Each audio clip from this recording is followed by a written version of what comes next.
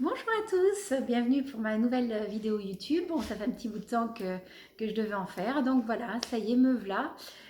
Aujourd'hui, je vais parler d'une chose importante, qui me semble importante, c'est prendre le temps de vivre.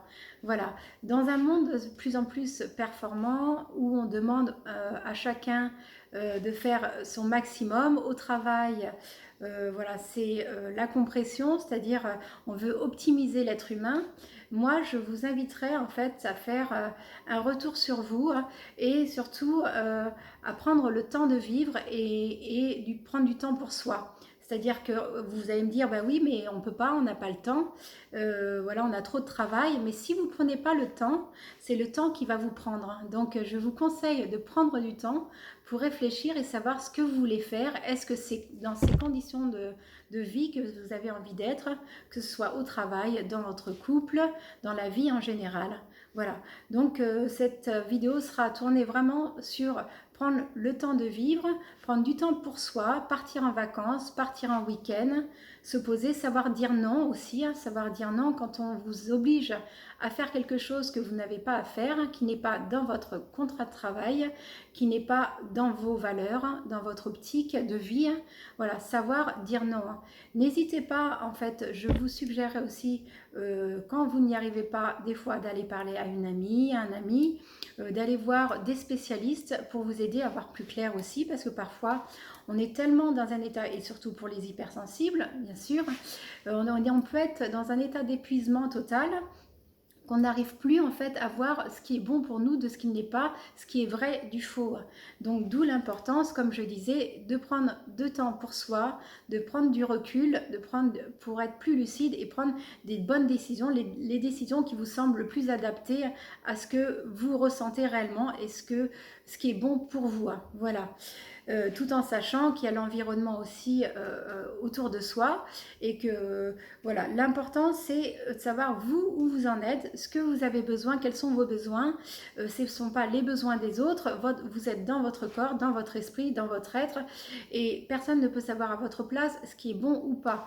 Maintenant, après, c'est vrai que parfois de parler avec une personne, avec un ami, un conseiller, une personne en développement personnel par exemple pour moi, comme pour moi, ou alors ça peut être un thérapeute, une psychologue, voilà, différents spécialistes, un ostéopathe, se faire du bien, s'écouter, écouter son corps, un masseur, un kiné, voilà, différentes personnes qui vont vous aider en fait à vous faire du bien. Voilà, c'est important de prendre soin de soi et penser aussi que tout ce qui nous arrive n'est pas le fruit du hasard et que parfois, en fait, il nous arrive des choses et c'est pour la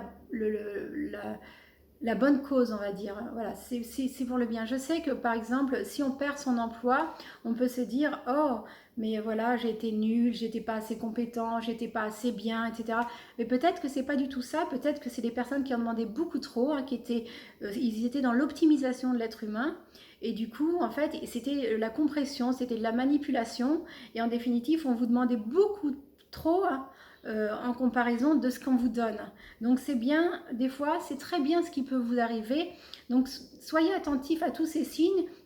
Ne portez pas de jugement par rapport à ce qui vous arrive. Je sais que c'est difficile quand on se fait licencier ou quand on ne vous garde pas ou quand vous avez l'impression d'être lésé, d'être nul, d'être bon à rien ou bonne à rien. Mais sachez qu'en fait, tout ce qui vous arrive est vraiment bénéfique pour vous. Je sais que c'est difficile à entendre parfois, mais je crois que la vie est très bien faite.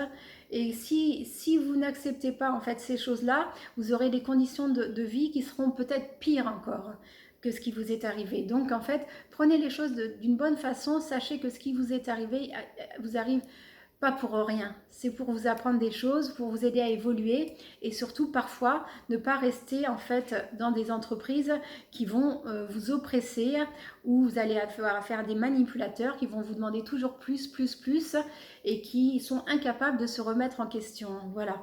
Et en fait, qui ont toujours agi comme ça et qui agiront toujours comme ça parce qu'en fait, ils ne sont pas dans l'empathie de l'être humain, mais plutôt dans comment optimiser l'autre. Et il n'y a pas de vraie gentillesse, tout est fait pour leurs propres intérêts. On appelle ça des manipulateurs, bien sûr. Donc voilà, je vous inviterai vraiment en fait à faire attention, à être très vigilant à écouter votre état de fatigue, autant physique que mental, et pour pouvoir en fait être plus lucide. Et surtout pour un hypersensible, quand il est en hyperstimulation et qu'on lui demande énormément de choses, il va se mettre en cadre parce qu'il a des grandes capacités de travail. C'est un grand besogneux, mais à un moment, ben, voilà, il en peut plus, il est épuisé, il devient irritable, énervé, en colère, et du coup, il peut pleurer, se sentir dans un profond désarroi. Et ça, dites-vous que c'est pas normal, c'est pas un état normal. Ça veut dire qu'en fait, vous avez pompé un peu trop dans vos ressources et que certaines personnes, peut-être, vous ont fait faire des choses qui n'étaient pas bonnes pour vous.